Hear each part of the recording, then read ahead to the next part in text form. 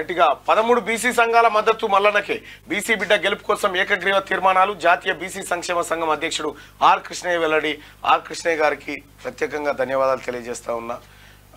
మీరు ఏకగ్రీవంగా తీన్మార్ మల్లన్నకు మద్దతు ఇస్తున్నట్టుగా 13 బీసీ సంఘాలు మద్దతు చేయడం, అందులో మీరు ప్రధానంగా ప్రకటన చేయడం సంతోషదాయకం అన్న.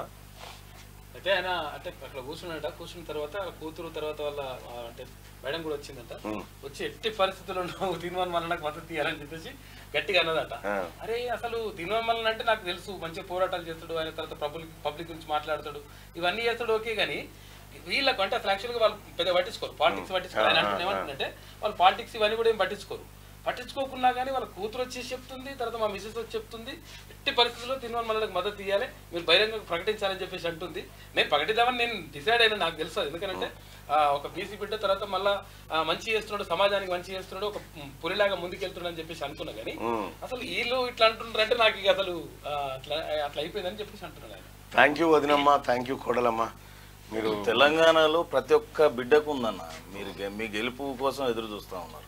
వాస్తవానికి ఏంటంటే పార్టీలకు అతీతంగా ప్రతి ఒక్క విద్యార్థి కానీ నిరుద్యోగి కానీ మల్లన్న అంటే ఇప్పుడు బయట ఉంటేనే ఇలా ఉంటే మండలికి వచ్చిన తర్వాత వారి గొంతుకనై మీరు ఉంటారనే ఒక ఆశాభావం వ్యక్తం చేస్తూ ఉన్నారు.